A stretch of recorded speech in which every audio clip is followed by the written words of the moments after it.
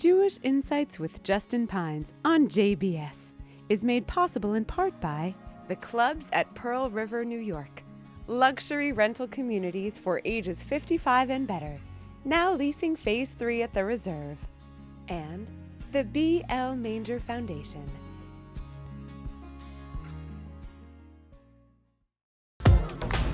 הנה מה טוב ומה נעים שבת אחים גם יחד הנה מה טוב ומה נעים שבת אחים גם יחד הנה מה טוב ומה נעים שבת אחים גם יחד הנה מה טוב Shalom and welcome to Jewish Insights. As I've discussed many times in this show, I'm very interested in the Jewish calendar and how we come to certain holidays and it raises certain questions. We read certain books of the Bible or Parshiot each individual Shabbat, which raises questions for us. But sometimes the moment we're in, the questions we're facing us, force us to look for a specific text. And some of those texts are very hard to find. And so one of the texts we're going to look at today is one that's, I would say, I think lesser known is in some ways an understatement, but you find at the very back of the Tanakh. You probably heard of the book of Daniel. That's a little bit more popular, but after Daniel is Ezra and Nehemiah, before book 1 and 2 of Chronicles, which you also probably don't know. And so today, to have a conversation about that book, Ezra and Nehemiah, which I just discovered is originally Ezra and Nehemiah, not Ezra and Nehemiah, it's two different books, is the author Yael Leibowitz, who wrote this new book, Ezra-Nehemiah, Retrograde Revolution. Ezra and Nehemiah are among the most underappreciated and complex parts of the Bible. These texts describe the return to Yerushalayim, Jerusalem, after the Babylonian exile, the rebuilding of the first temple to make the second temple, and the struggle to restore Jewish communal life. In the next hour, Yael will show us how they contain profound insights into what it means to rebuild a people, wrestle with identity, and find God's presence in times of dislocation and renewal. More than commentary, this book is an invitation to see how moments of crisis can become turning points for Jewish growth. Yael is an Israeli educator and a Matan Kitvuni Fellow. She is a lecturer across the globe and teaches at Matan Women's Institute for Torah Learning and Midreshet Lindenbaum College for Women.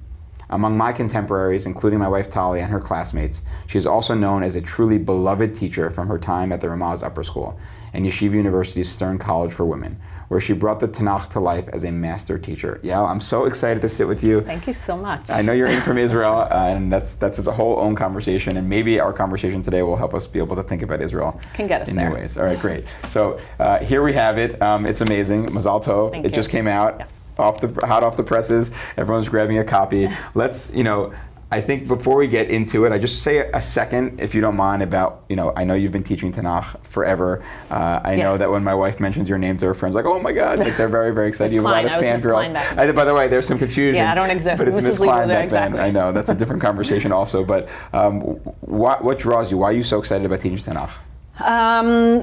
I love Tanakh obviously for a million reasons. History, the narratives, the truths that are communicated in it. I sometimes I'm going to give a metaphor that I might lose my street cred right now but I remember years ago when I started yoga, right? This is just sort of an example. So they talk about how, you're always sort of in every movement, you're doing two opposing things at once, right? You're either rooting yourself to the ground and reaching up, just for example. And I remember I had little kids at the time when I started and they were fighting in the cart. And it was all of a sudden I was able in one of those moments in the car to sort of see both of them and hear and respond to each of them simultaneously. And it hit me that was probably part of the sort of the yoga practice, right? You're sort of training your brain, it's a muscle, and you're training your brain to be able to do those types of things.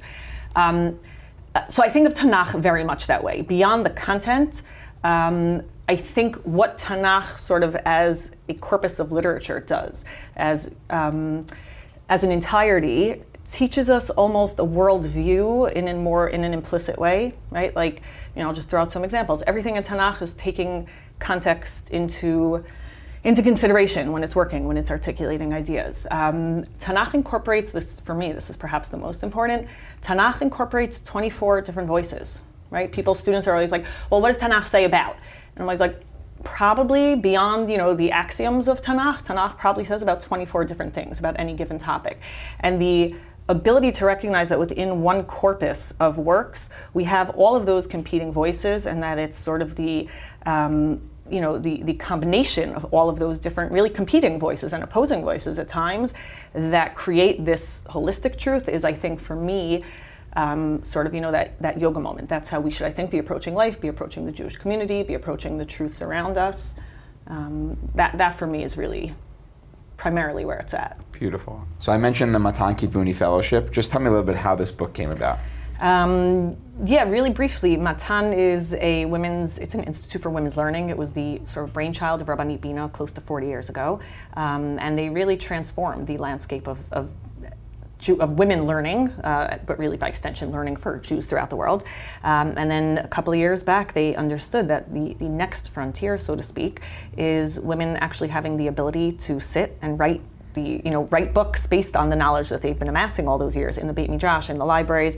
And so it's this unbelievable fellowship where they give you both the resources and the time and the mentors to sit and learn, so that Jewish books, written by women are really on bookshelves everywhere.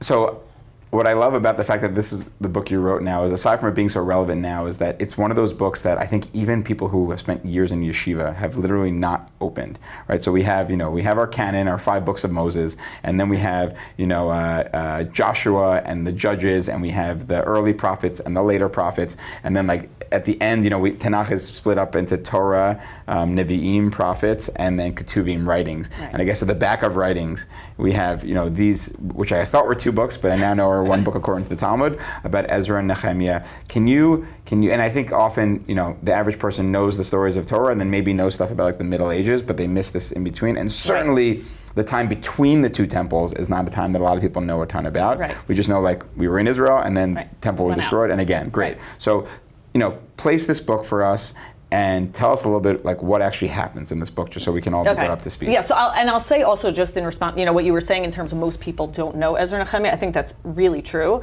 And I think the very fact that people don't know it, or I would say the reason why so many people who grew up, like you said, with a day school education aren't familiar with Ezra and Nehemiah is partially why I also thought it was so important to write about. You mentioned of Ketuvim, maybe we know Daniel, Megillat Esther is one of the most exciting and sort of famous Sfarim, but that's, I think, and I could be wrong about this, I think that's primarily because those works talk about the Jewish experience in the diaspora, right? They give different answers to very similar questions about what it means to be a Jew in diaspora. But I think for thousands of years, the idea of a work that concentrates on what do we do when we are going back to our land and trying to reconstitute civilization and culture and peoplehood is just a question that wasn't relevant for thousands of years. But for that reason, it's also more relevant than ever now. Beautiful. Let me just pull that out. So Daniel and Esther address the question of what it means to be diaspora. This is one that addresses the question of what it means to be back in the land, because we find ourselves at a story where people are returning from the first Babylonian exile. Right. Just while I have you here, because I got to ask, you said they gave 2 different answers in a sentence. What's Esther versus Daniel's opinion on diaspora?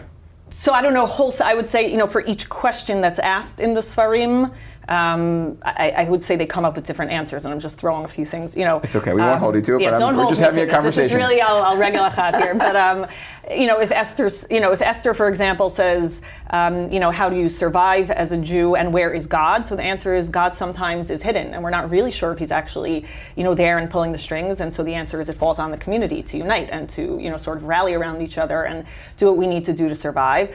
Daniel has a totally different answer. Daniel is sort of the old feminist, you can have it all. Daniel says that very much, right? You can be loyal to God, you can remain religious, and not only that, but if you do so, and if you even defy local law in the service of God, God will do miracles, and you'll be saved from the lion's den and the fiery furnace. So it's 2 very different answers for, that's one of the many questions that I think are tapped into. Beautiful. And place us, where does this book fit historically compared to Daniel and Esther? So I'll talk just in terms of the time periods they tell about, because when it was written versus what it tells about. What it's describing, yeah, exactly. So Ezra and Nehemiah is essentially describing, I'll just give a quick, we get into the land in approximately 1250, we build kings. That's Joshua. That's Moses Joshua. Dies, Joshua takes us into the land. Desert, we get into the land. 1250 BCE, we call Correct. it. Yeah, okay. We, establish a dynasty, which breaks into 2 dynasties. In 722 BCE, the northern dynasty is destroyed, and the 10 tribes are exiled. And then in 586, the southern kingdom is destroyed. The temple is destroyed. Most of the people are exiled to Babylon.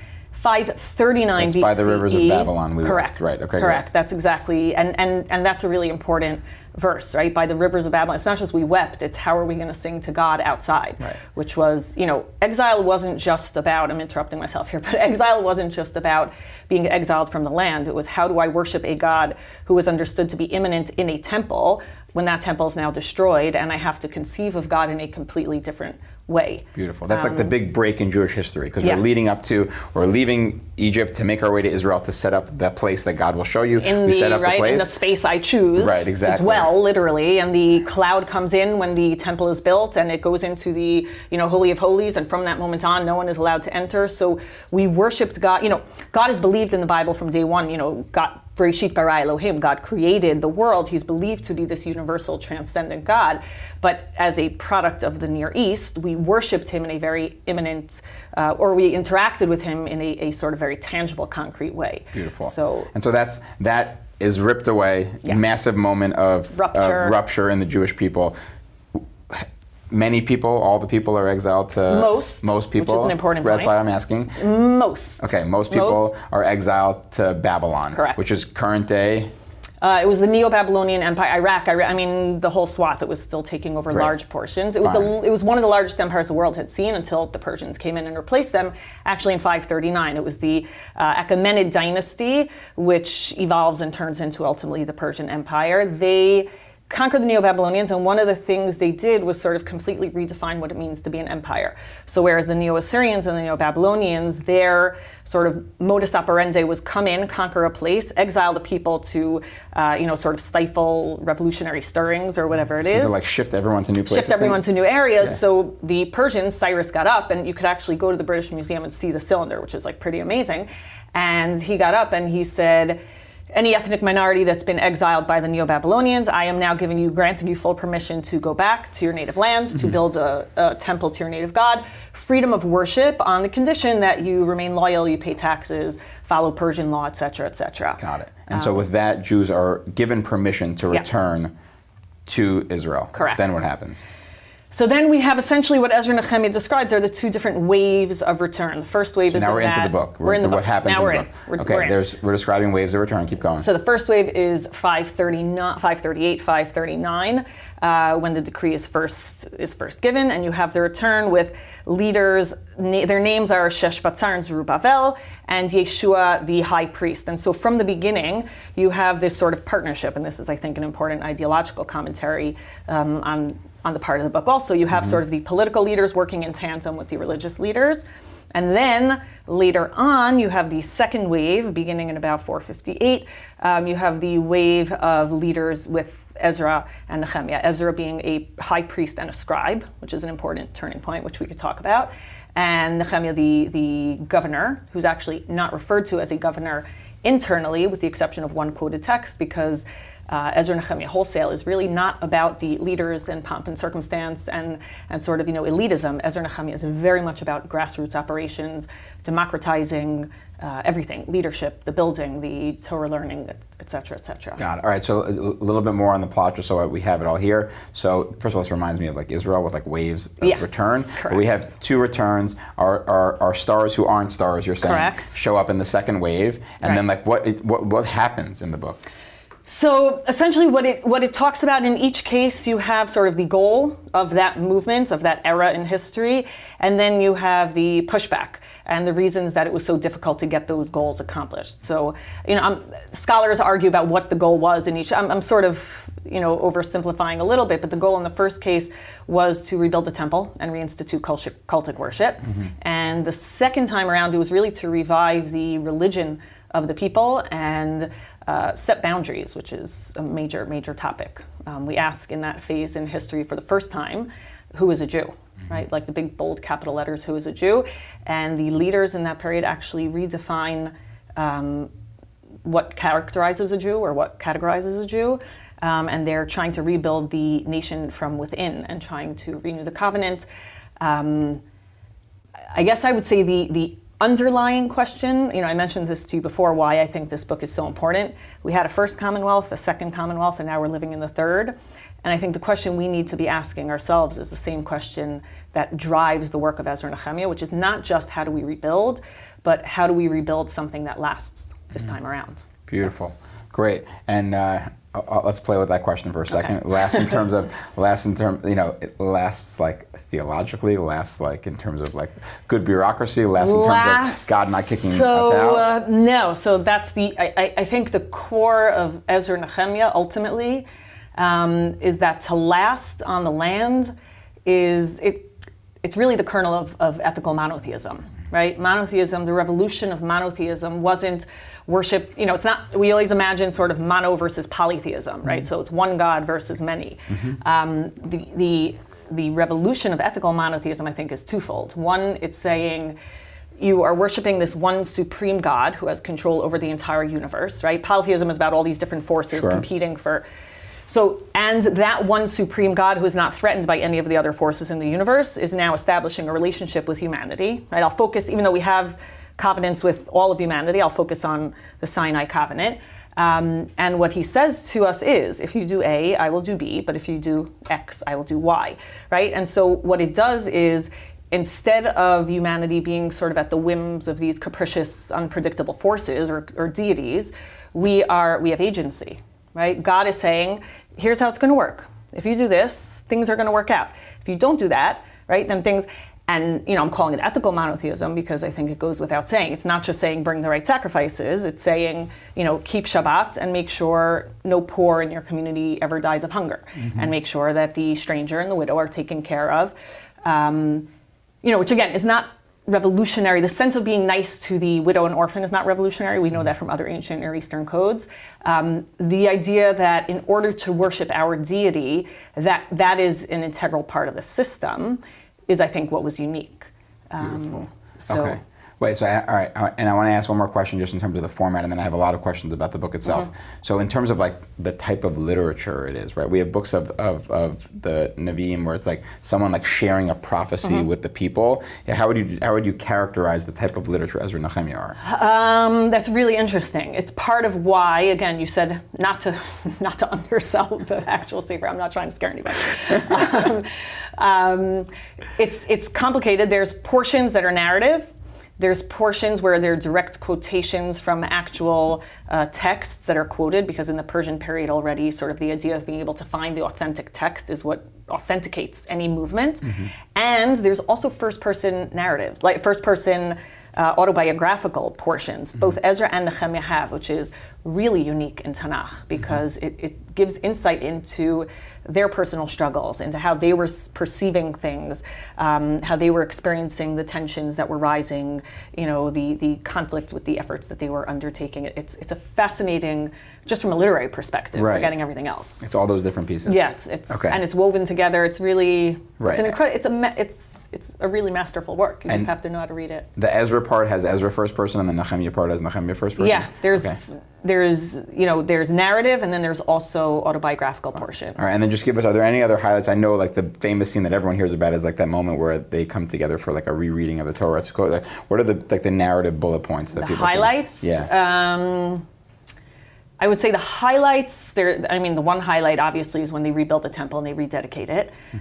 It's this like gorgeous moment in Jewish history where you have it's an amazing moment in Jewish history, and I think it really speaks to the core of the approach of Ezra-Nehemiah to how Jews are supposed to experience moments in Jewish history. They're standing there and dedicating the temple, and it was obviously, paled in comparison to anything that Solomon had built all those years earlier. Right. The second temple gets bigger when Herod comes later. It gets bigger with Herod, and it has means. Right. The original second temple is much smaller than the first. Yeah. Keep going. Yeah. Sorry. No. And so they're standing there, and the people, it says that they, lots of people were cheering, and then the people who remembered the first temple were crying. And it says, but the cries and the tears sort of all coalesced, and the cheers sort of all coalesced together. And at that moment, and it almost says, like you couldn't decipher the crying from the celebrations. And I think that's true of almost every moment in Jewish history, right? There's sort of, particularly when we're trying to rebuild, there's that sense of mourning the past, mourning what was lost, understanding that rebuilding is never, as perfect or as utopian as we might imagine, but being able to incorporate both the sadness and the grief and the excitement for what comes next and what we have the potential to build. Okay, so you have that moment where they get it together, they rebuild. What else happens? So we have the dedication of the temple. I'll get to some of the messy portions. We have the rejection of the people that lived in the land. There were people that lived in the land. They had actually, we mentioned before, the moving around of populations. So in the Neo-Assyrian period, when the 10 tribes were exiled, so they moved a bunch of other groups in. And there was actually, I always joke, when I used to daven in a shul in Queens, and it had on the parochet, it said, Ki yachad nivneh, bayit la'Hashem Elokeinu, right? There's that, together we're going to build the house of God, and I always loved it.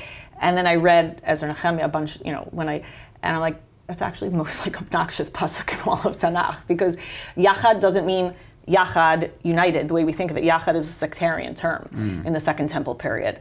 So when they're saying yachad, when they're responding to the people that say, we want to build, we live here, we worship your God, we're not, genealogically Jewish or Israel, but we want to build with you, the leaders are like, no, yachad, which is, a really problematic pasuk. Well, not problematic pasuk, but I would say it's it raises a whole big can of worms in terms of how we redefine in that period who a Jew is, why we redefine it, why the leaders at that point in history insisted on the sort of lack of porousness of our boundaries.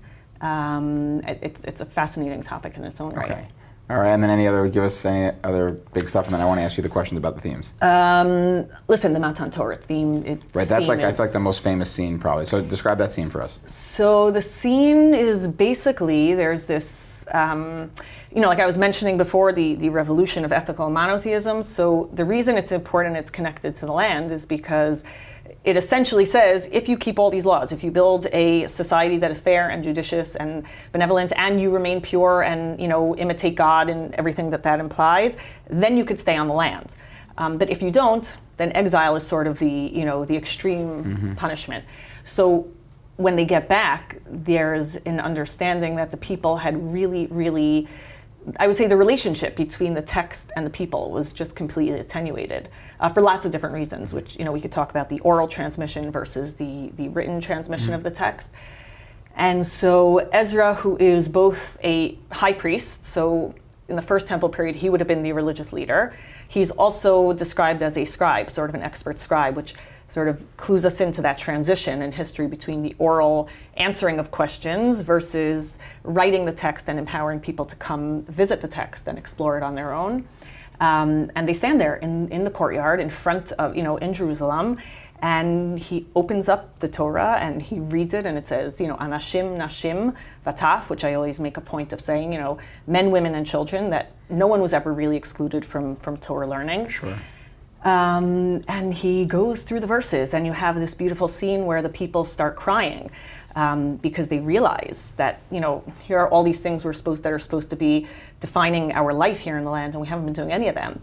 But it's sort of such a stark contrast to, the authoritarian, the critique, the heavy rebuke of the prophets of old. Ezra and Nehemiah turn, and they're like, guys, don't cry, right? They turn around, they say, you don't have to cry. And they say, give out food. They use the terminology that's similar to Megillat Esther with Mishluchei Manot, and they say, give out candy and celebrate. Ki chedvat Hashem hi ma'uschem, which I'm going to very loosely paraphrase, is, everything you need to live the life, that the ideals that the Torah sets out, they're here, right? There's nothing to cry about. They don't, and it's fascinating, right? It's such a sharp, I think, turn from everything we know from the past. They're not rebuking them. They're not yelling at them. They're saying but you have it. It's all here. And the beauty, for me, of that scene, which is so reminiscent in its language of, the first Matan Torah, the first Torah giving, is that if we imagine the Torah giving the first time around, there's this trembling and fear and awe, and and then 39 days later, we're dancing around the golden calf. And here, after that scene where the leaders sort of just embrace the people and say, no, this is for you. We're here to help you. We're here. It says that the next day the people came back and they said, Ezra, teach us more, which to me is, and Chazal actually say, which is one of the most if Chazal didn't say it, we wouldn't be allowed to say it. Sure. They say in the Gemara that had Ezra really was ra'ui, was worthy, that the Torah should have been given by him, had Moshe not preceded him chronologically. It says Ilmalei kitmo Moshe, which is a pretty but I think that speaks to how Chazal understood the sort of revolution in teaching Torah, learning Torah that Ezra sort of introduced. Beautiful. All right, so we've gotten some of the plot points. We figure out where it fits in history. I know there's a ton of themes that you go through in here that are so relevant, and anyone listening now could already read between the lines, right? This idea of renewal, coming back. How do we become more Jewish again? It's definitely in America, certainly a post-October 7th question, and I think in Israel as well. But let's start with, there's a big focus on the land here. Right? There's this whole do we return? Don't we return? Right. First wave, second wave. Through the lens of Ezra-Nehemiah, why do we need a land? Why do we need to go back? Why is it so central? Why is exile always the threat that's hanging over our heads? Talk to me a little bit through those questions. So listen, I think it's in many ways what I mentioned in terms of this ethical monotheism issue. Our ability to live in the land, it's like I mentioned in the beginning of the book, you could sort of entertain a hypothetical where God finds Abraham because he's the most worthy guy of his generation, and he says, okay, stay here in Ur and you're going to build a nation. Or the reverse hypothetical, he finds a really great guy in Canaan and he's like, stay here and you're going to build a people on this chosen land. But he doesn't. From the beginning, sort of from the outset of our story, there's a sense that there's a center, and then there's always that movement from the periphery to the center, but there's also always that movement back out, right? There's always before we can become a nation, we have to go back, we have to go down to Egypt to become a nation outside, and only then move in. And so I think on some level, going back to the monotheism, the covenant that we have with God, we're not, we didn't begin in the land specifically because God wants us to understand that our existence, or I would say our tenancy on the land, it's not a given, right? It's not an absolute. It's something that we need to earn by being the people that God expects us to be. And if we don't, then we lose that right. And I think that's something that we sometimes lose sight of, right? We imagine that we own the land. We don't own the land. The land allows us permission to live on it or on her. Right, and it's fascinating. Of all the things that could be threatened, exile is the thing that's threatened. When it's if you don't behave, exile. Yeah, because I think to truly, I would say to be able to manifest what the I would say the full destiny of the Jewish people is, it can only happen on the land, right? There are so many laws that are contingent on the land. But in order to do that, we need God's protection. We need His divine, His watching over us, His providence, all of those things. So it's the combination of all those things. It's sort of, I almost imagine it in my head as sort of God is up here. He expects us to live on the land.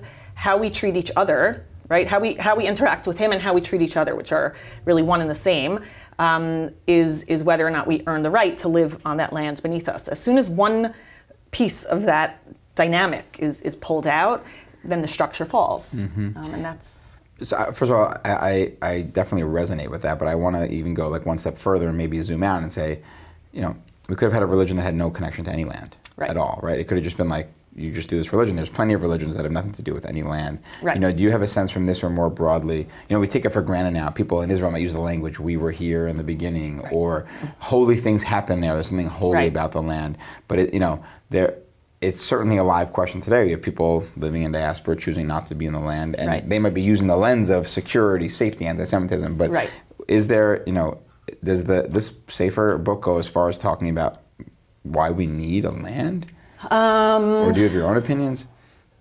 Right, so I'll answer both. I think, honestly, I think the first to answer does the Sefer answer it? I think the Sefer just takes that almost as a given. Right, it's assumed. It's assumed, right? It's assumed through all of Torah, Yeah, it's assumed because there's sort of, it follows the flow of history, right? God created the entire universe. He is the omnipotent, omniscient God, and then He chose this man and He brought him to land. It's almost like it's a given, certainly in the Sefer.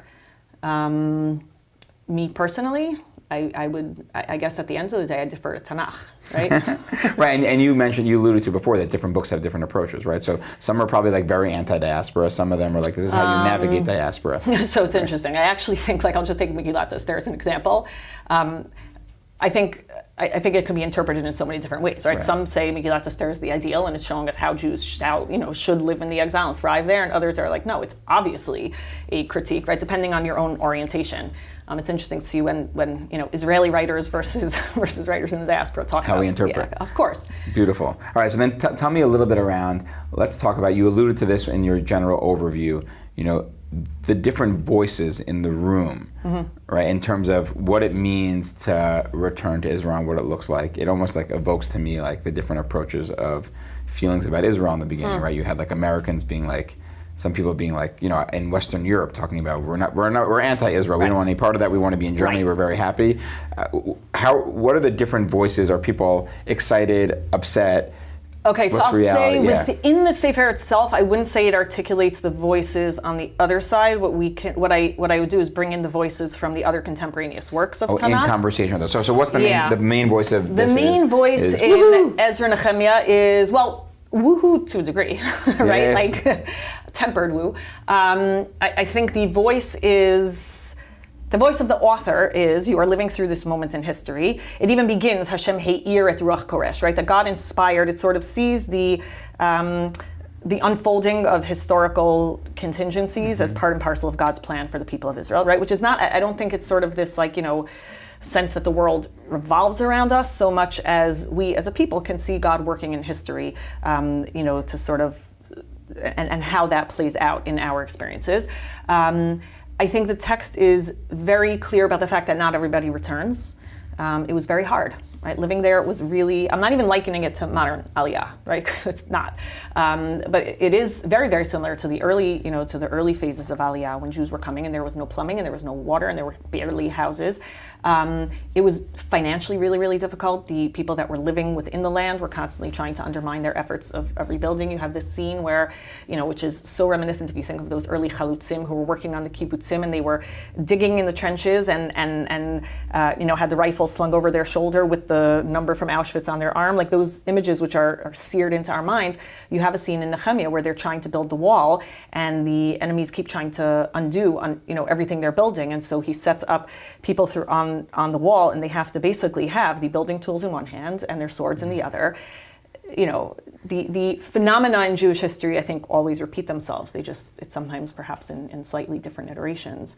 But to answer your question, so you know, a bunch don't come back, and Cyrus actually says, and this is fascinating, in the decree that is rewritten by the author of Ezra-Nehemiah. So the actual decree is quoted in chapter 6, our sort of paraphrasing and of the decree with our insertions of theology and ideology, which is found in the first chapter, says that any Jews who don't return have to make contributions to their brothers who are going back. So that's something that I think that's very important from the outset, this sense that, you know, you don't have to move, but you do need to be invested, right? I'm not just saying financially. And that decree's not from the Jews, that's from Cyrus or something? That's from Cyrus, which is pretty, well, it's from Cyrus, but it's also our, right, sort of interpretation of his letter. Right.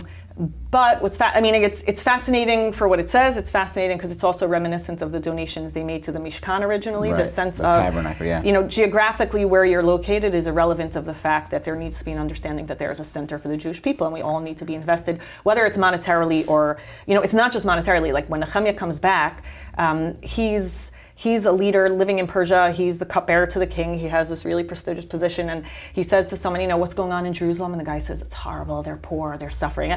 And he right away goes and he asks the king permission to go back. And so the heroes of the book don't necessarily originate in Jerusalem, which is fascinating. You know, the most prolific scribe actually originates, right, Ezra, in Babel. And he didn't come back in the first wave. And yet, what the sense is that the movement throughout the book is always from the periphery to the center and bringing the resources that you have with you, you know, towards that center, which is beautiful. So I love that. And I think this theme of kind of bringing people in, and you mentioned before, there are other voices in Tanakh that aren't necessarily the same. Talk to me about, you know, it feels like with Israel today, certainly we're in a moment, but it's you know, almost a century-long moment at this point, right? A little bit, which is like, what does it mean to pre-48 and then 48 and then this whole thing? By the way, theirs was also, it's actually, now that you're saying it, it's almost like the same spread. Oh, really? Right. Yeah. So tell me a little bit about like how it like fits into the flow of history and how they approach like the moment there, right? It's like, it's not,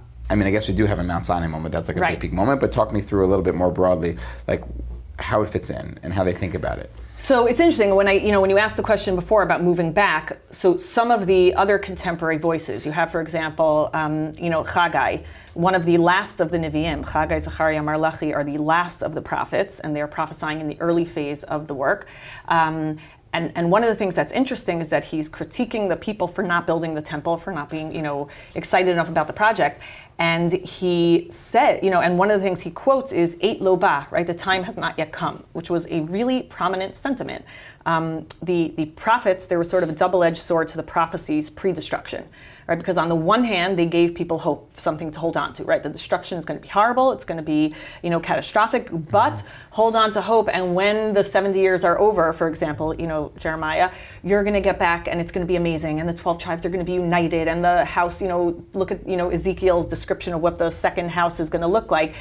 And the problem is that none of those really were fulfilled to the degree that the prophets spoke of. So on the one hand, they saved the Jews from losing hope entirely. They redefined, they said God is outside, he's with you, there's a mikdash ma'at, a small temple, he's there with you in exile. But at the end, it's going to be amazing when you return, but double-edged sword, because if he's there with me in exile, why do I need to come back? And if things are not as amazing as the prophets promised, then maybe the exile hadn't in fact ended. And those are really, again, important competing voices, which I think draws Ezra-Nehemiah into high relief, because Ezra-Nehemiah is saying, we're not waiting for things to be perfect, right?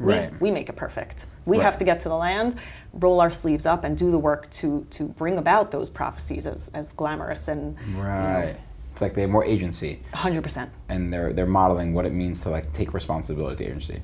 Great. So on that note, you mentioned before, like King Cyrus. I think one of the interesting things to think about, you talked about Ezra is the Kohen, the high priest, and the scribe, and Nehemiah is kind of like the governor. But traditionally, sovereignty in Israel is about there being a king. Yeah. How do they think about the king question here? So it's interesting. Ezra-Nehemiah, I'll just give you as an example to understand how much this is the case. If you look, for example, you mentioned Divrei Hayamim, Chronicles. Yeah. So Chronicles ends with the return to the land, right?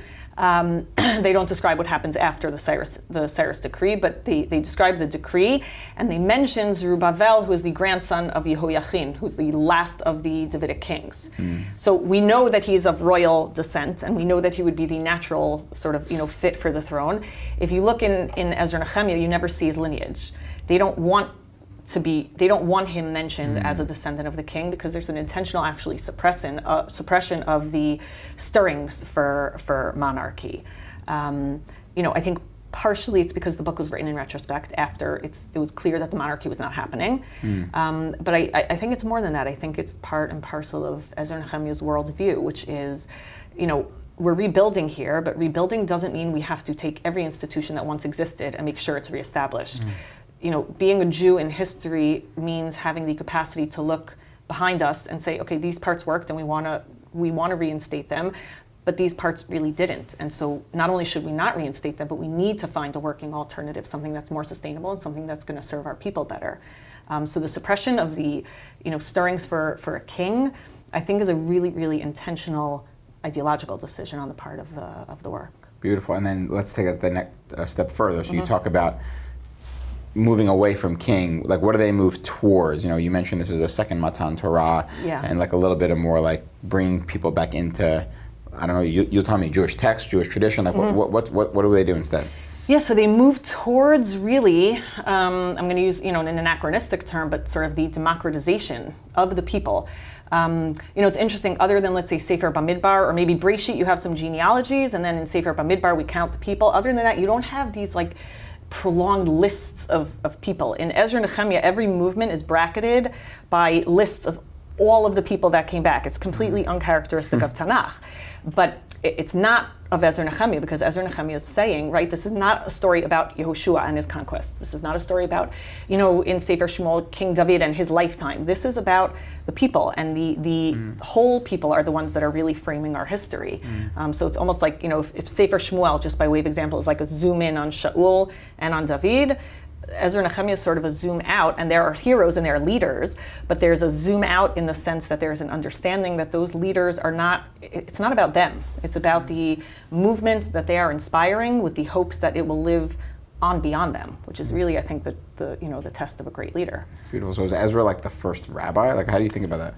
I think Chazal certainly see him as a proto-rabbi. Yeah, I think rabbi, is also another, sort of anachronistic term. But I think certainly in the sense that I mentioned prophecy was waning, right? Literacy worldwide was on the rise because you have empires and you have, for many different reasons, literacy was on the rise and it was becoming more widespread. And you have the waning of prophets. So you can't, go into the city square and say, hey, Jerusalem, Jeremiah, what does God say? And Jeremiah can say, Ko Amar Hashem, thus says the Lord. What Ezra sort of does is he offers an alternative, which is why I think he's really a proto-rabbi. If you don't have prophets, then the closest thing to the spoken word of God in real time is the revealed word of God. And so he brings them back to the text and teaches them how to access it.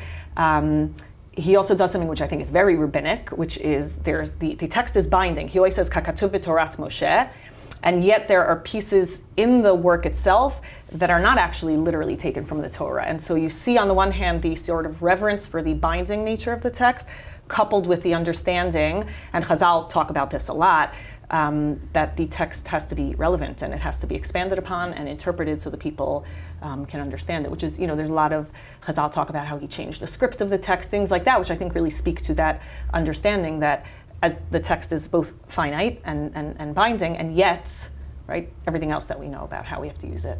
Beautiful. So I hear you saying that up until this time, the Word of God is seen through prophecy, and now we're starting to transition into the Word of God being received through text, if that makes sense in some ways. Yeah, I would even expand it. I don't think it was just prophets, right? If you think about all the, we say every day in Shema, right? Hashem says the words, and then it's Vishinantam levanecha v'dibarta bam, right? The culture itself was an oral culture. You have She'al lavicha v'yagedcha ziknecha v'yomru lach. It was the learning and the passing on of God's words was done in an oral way, right? The thing that God wrote with his fingers, the luchot, was put into the aron, which was sealed up and no one was allowed to enter and ever open it, right? Or we have the mezuzah and uchtavtam le'ot al yadecha, but that's, the tefillin, no one's opening up the tefillin to read it. It was a primarily oral culture, wholesale. So much so, there's a great story at the end of Melachim where they're cleaning out the Beit HaMikdash and they find the Sefer Torah like buried under the rubble, right? So those of us who grew up on stories of people like running into the, burning houses or burning shuls to grab the Sefer Torah, that story just shows how, again, the gap between the people and the written word, how large that gap was, and that's what Ezra sort of really is responding to, I think. Got it. Okay, so then take me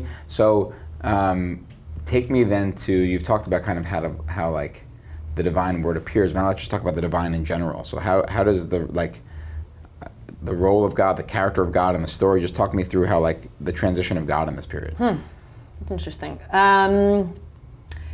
Listen, I would say the divine word, I would say, as I mentioned before, God is very immanent in the First Temple period, right. or experienced as immanent.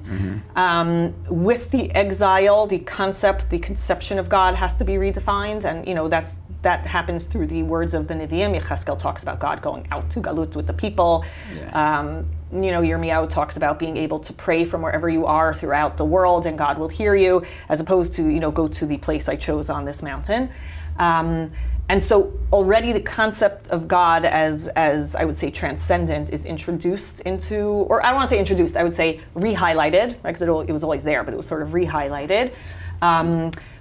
When God is no longer acting, I would say, in history in an overt way, right? The second time around, we don't have the splitting of the sea. We just have to go back. So I think that's where we start looking for God in history, right? That's where we start looking, when they say that first pasuk, that God inspired Koresh, that's not accidental. What they're saying is, God's actions are not going to be overt, and there aren't going to be the 10 plagues this time, and there's not going to be the Har Sinai this time.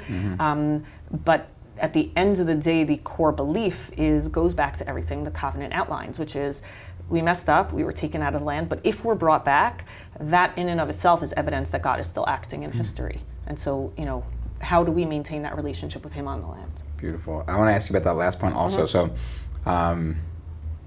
what's the appropriate way to ask this question? I'll say that it seems like that language is common throughout our Jewish literature, this idea of like, you mess up, you get kicked out of the land, right? But you almost never hear that language in the context of the state of Israel today, if that makes sense. right? No one's like, oh, October 7th happened because we messed up. You could never say that. So in Israel, you do. All right, so maybe in some circles. I think carefully. Meaning, I think you don't show up at a shiva call and be like, "Oh, bad things happen." Of course, but I think this idea of the theological significance of the welfare of the state of Israel. Does that make sense? The question I'm asking, like the relationship between success of the political state of Israel and the actions of the Jewish people in terms of exile and staying in the land. So listen, you don't have to comment on Israeli society. Maybe no, but I think it's fascinating. Your view of it, but I'll mention Israel society because I think what's happening there is really fascinating. I actually do. I think two things are happening there. I think there is a sense, when you realize how fragile things are, which is what happened on October 7th, essentially.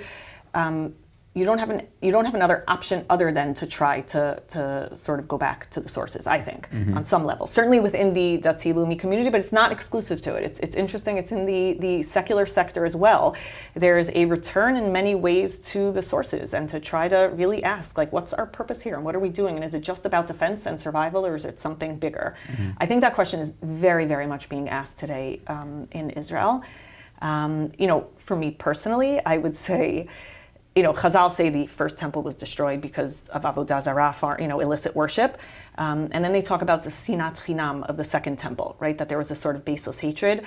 But if you look, it wasn't baseless. The hatred was, I mentioned sectarianism earlier. The hatred was on some level based on the fact that it's almost, I actually think, the double-edged sword of literacy, right? Because as soon as you now have access to the text and everyone can interpret it, so then what you have are groups of people who all believe that their interpretation of the text and what's right for the people is the only interpretation. And if you're not holding to that, right, and you're not towing their line, then not only are you wrong, but you are a threat to the integrity of the people. I see that with every amazing thing in Jewish history, there's always the potential for it to go off course. And I actually think that on some level, the destruction of the Second Commonwealth is a result of the literacy almost taken to a fundamentalist, extreme. So I think you hear that a lot in Israel now, talk of we cannot do this again, right? We cannot have a Milchemet Achim, we cannot have civil war. We have no other option but to coexist and to figure out how to make it work. It's not everywhere, unfortunately, but I do think that the thoughtful individuals that I hope will emerge as leaders one day, very soon, are talking and thinking like that. How do we make sure not to fall back into that trap? Because it's very easy to fall there. Right. I mean, I'll say even in personal experience, I think in the weeks after October 7th, there was so much unity. Right. And it feels like, I'm finding myself in circles again where people are trash talking other parts of the Jewish people. And it's just like, we're so small. Like you don't need to tell me that your camp is better than my kid's camp, or that your kid's school is better than my kid's school. Let's try to find something in common here. But it's interesting. It's interesting to the way you trace it a little bit, which is, if there's a prophet, we have the prophet who's speaking God's word. Like, choose to listen or not listen. Right. Jeremiah is telling you what the story is, or Isaiah is telling you what the story is. And now we have this moment where it's like, okay, the big moment of the book is not Ezra standing out and saying, like, the word of God came to me and I'm going to tell it to you and go listen. It's Ezra saying, I'm literally going to open up a Torah scroll, which is like models the Jewish life that we live today, which is, can we sit around and read it? And this moment of people being like, oh my God, I forgot what the rules are. I forgot what this had to say. And that like kind of emotional response that people have. Yeah, there's this crazy scene there where, again, this is to me so telling. There's a crazy scene where after they're learning, it says, and they must have gotten up to this pasuk in the Torah that the people then went out. It was the month of Tishrei. They went out and they built Sukkot, and the pasuk there says they hadn't sat in Sukkot since the days of Yoshua bin Nun, right? Which, if you've never learned that inside, and I say to you, the Jews weren't sitting in Sukkot their entire first era. People would think I'm the heretic, but they say that, right? And so there's this really, like you're saying, this sort of return to owning it in a different way. So people follow that. By saying that, they're saying the time of Joshua after Moses, and then all the time, King David, Samuel, King Saul, like all those eras, they weren't sitting in sukkahs. Right, which I don't think, again, this is my interpretation just based on, I don't think it means that they weren't recognizing the Shalosh Regalim. I think they probably were going to the temple and doing it. They were probably celebrating the agricultural component, but we know that every festival has the agricultural component, which is natural, and then the historical component. So in my mind, it means that they were celebrating the festivals in the temple, forgetting the historical component, which is what Ezra-Nehemiah sort of brings back to the table. Great. All right, so then, so play with that for a second. Talk to me, what is the, how do you think, looking back, this is like in some ways a core moment in Jewish history. How does that shape the future of Jewish identity, and what is it, what do you think the message is for today?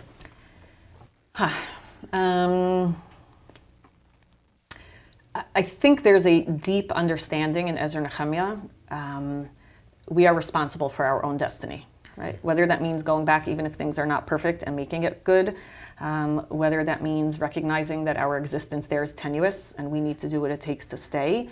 Owning the fact, the 10 tribes were exiled and then they were lost to the vicissitudes of history. When the leaders redefined who was a Jew, it wasn't because they were trying to be xenophobic. It was the opposite. They were trying to make sure that the diaspora Jews remain enfranchised and that we remain one nation and one cohesive nation, and that we don't start defining ourselves as completely different peoples.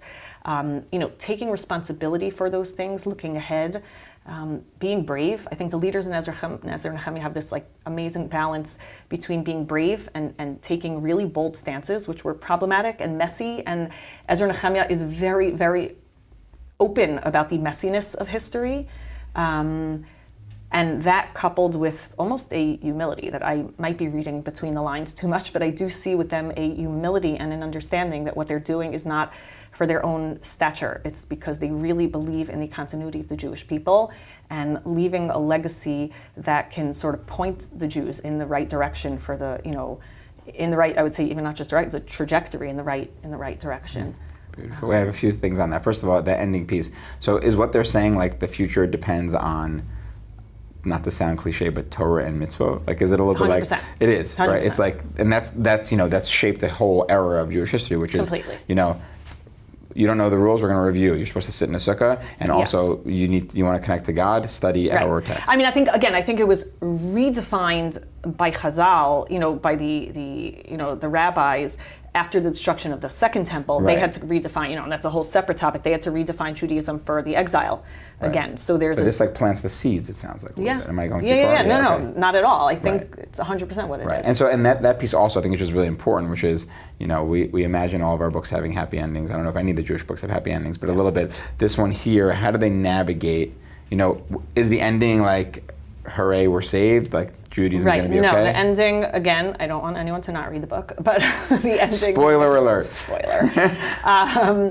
No, the ending is very much not they lived happily ever after, which I think is, part and parcel of their acknowledgement that that's just not how history works, right? You don't have an era in history that's tied up with a nice bow and then we say, we got here, right? There's never, and I think that's part of what they're saying, there's never a moment in history where you could say, we got here, right? You could say, we got here, and now what's next, right? They actually, it's one of the full chapters is that every Sefer in Tanakh, I think, actually ends like that, with sort of 3 steps forward, 2 steps back, right? But the net is still a step forward. But Ezra-Nehemiah is very, very aware that, moments are not perfect and movements are never perfect, but you have to be in that movement fully and wholly and really in order to keep trying to progress and not slide back into those places where we have been so many times before. Beautiful. So we've had Rav Rimon on before, who's talked about kind of the trajectory of history is up, up, up, up, up, down, up, up, up, up, down. It's that's kind of same idea that they took a step in a direction, but that step does not solve the thing. We're going to have steps back and then we keep going forward. But I would say we never go back down to that very same point. Right. It's always and I think part of the ability to never hit that real deep space is because we have historical memory, right? Now what's happening in Israel, just to go back to your question, we're hitting, it's really, in many corners, gets very dark, right? And the animosity is really, really intense. But again, the historical memory, there's this movie, I don't know if it's made it to the States, it has to. Remember how we were in camp, growing up, so Escape from Sobibor is required watching on Tisha B'Av afternoon, whenever. Yeah, sure. So in Israel now they have this movie called Agadat HaChurban. I'm pretty sure it's been translated. It's on YouTube. And it really shows how things went down at the end of the Second Temple. And kids throughout the country watch it on Tisha B'Av. And it really drives home the idea that we were our own worst enemy. We were burning each other's stores of food. There was enough food in Jerusalem, despite the The siege. Thank you. There you go. I was going to say Matzor. I'm not an idiot. The Matzor, or the siege around Jerusalem, they had enough food for years. Yeah. Right. The movie really shows what truly happened, which is they burned each other's storehouses, which is, I think because the historical memory of that low point is what prevents us from hopefully ever reaching that, which is why we never actually dip as low. Got it. All And why right. the climb up is always a little bit higher. Right, exactly. All right, beautiful. So I think, if we're trying to sum it all up, and you'll sum it up better than me, there's some of the themes I hear you talking about here is, first of all, it feels like literally every part of this book is very relevant to the past, 50 or 80 or whatever many years in Israel. It's just like, it's all those questions. How to live through this moment in history. Why is it important to be back in the land? Why is there a threat of leaving the land? Do we need a king or not a king? What does Jewish leadership look like? Who is a Jew? Is it geography or genealogy? How to keep Jewish diaspora Jews enfranchised. This center periphery thing feels really relevant as well. How does God change? The importance of Torah and mitzvot. If someone is going to pick up the book, what's your concluding Which chapter message? should they skip to? Oh yeah, exactly. Well, what's your well, how about I'll say it this way. Let's close this way. You call the book Retrograde Revolution. Why don't you take us home and close the interview by saying why it's called a Retrograde Revolution and how it's helpful today? So it's this is where my father, being always having his telescope out when I was a kid, I'm a little bit. Not little, big nerd in that way. Retrograde revolution is actually a term from when two planets are moving in the same direction, but the ones closer to the sun are always moving faster than the ones further away. So if you're closer to the sun, the ones that are moving in the same direction look as if they're going backwards. It's like when you're running, when you're in a car on the highway and you get nervous for a second because you think you're moving when you're not because the cars behind you are slower. What it speaks to, they were all moving in the same direction, right? But your orientation is what creates the illusion that people are moving in a different direction. And to sort of be aware of that orientation and be aware of who we are in space and in time. And I think, being self-aware, I would say this, I'll sum up like this.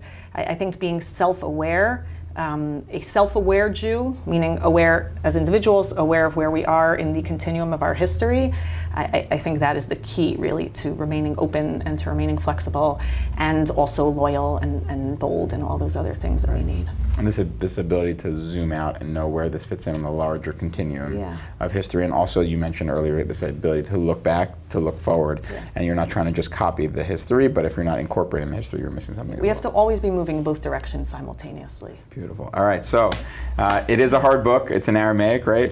Only portions. Not this only book, portions. the Hebrew, the book of the Bible. But certainly, if you want to weigh in, mostly Hebrew. this is a great way to get in. Ezra-Nehemiah, Retrograde Revolution from Yael Leibowitz. We're so thrilled to have you here. Mazal tov. Thank you so much. And I'm sure it was a lot of work to get this book out there, and hopefully. This book is the right book at the right time for people to just look to our tradition and discover how to think about today. Thank you so much.